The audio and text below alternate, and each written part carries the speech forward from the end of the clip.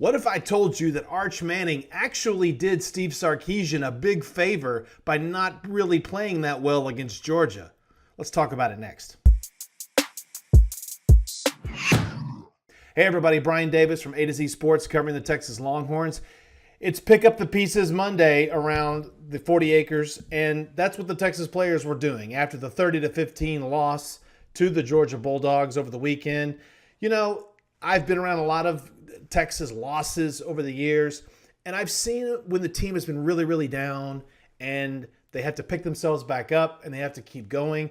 I'll say that the mood early in the week here in Austin has been pretty good for all things considered. Everyone knows that Georgia was a very good team. They had a lot of respect for the fifth-ranked Dogs. Now they've moved up to number 2. So it wasn't a whole lot of sad faces, and a lot of tears didn't have to be mopped up. Texas knows they got to get back to work and get back going again. And the biggest thing that has to happen is Quinn Ewers has to play better football. There's simply no doubt about it. Quinn, 25 of 43 for 211 yards. Yes, he threw 2 touchdowns in the second half, along with an interception, but he lost 2 fumbles along the way. But I want to focus specifically on the second quarter. With about 4:40 left, Sark made the very difficult decision in my book to sit Quinn and put in backup Arch Manning. And I saw it at the time when this happened. Everybody said, oh, the Manning era has begun. Here we go. Here we go. Get ready. And I knew it. I'm like, that's totally bogus. Sark is simply trying to get a change up, a change of pace.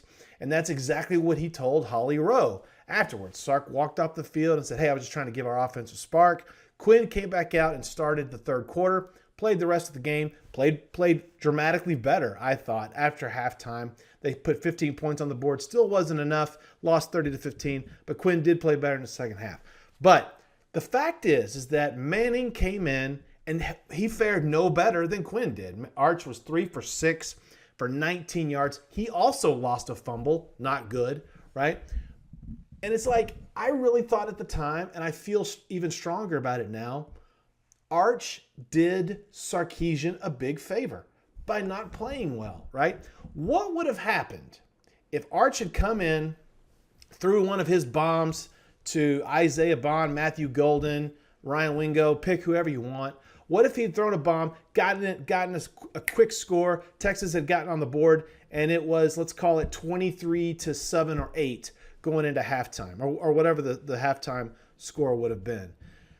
Now you have to play Manning in the second half at that point, don't you? Yeah, you absolutely do. And we know that's not what Sark wants. Sark wants to ride or die with Quinn Ewers as the starting quarterback in 2024. Arch Manning, you're the 2025 guy. Right now, he wants to ride or die with Quinn. So I think it's a risky move that could have totally blown up in Texas's face. Yes, if Arch had led this brilliant comeback and won the game, everyone would be going crazy. But now you've hurt Quinn rather dramatically. You've hurt his draft status, you've hurt his standing with the team, you've hurt his perception, the whole bit, right? So I bet my gut feeling is that deep down, Sark is a little bit relieved that Arch didn't totally light it up. It would have been great if it did, but it makes Steve Sarkisian's life a lot better that he didn't. As crazy as that may sound, right? Quinn, in my opinion, Quinn will be the starter against Vanderbilt. He will be the starter the rest of the season going forward. I simply don't see how that's going to change. But Quinn has to play better, no doubt about it. Steve Sarkisian chewed on what he called the Monday morning quarterbacks during his Monday press conference. Not all of the sacks were because of the quarterback. Yes, he didn't step up at one point on one particular play that everyone focused on social media, but there were other plays that the running backs had breakdown protections. The offensive line had breakdowns and protections. It wasn't just all on 3, right? So you're going to see Quinn continue to be the starter for this team going forward, but the offense has to play better. It's not just on Quinn. The entire offense has to play better, and I expect Ewers to start against Vanderbilt. The offense, remember, has only scored 7 points in the first 3 quarters of the last 3 games combined. That's bad. That's real bad. Quinn, if you're going to stay QB1, you got to go out there and make it happen and get it going from the jump.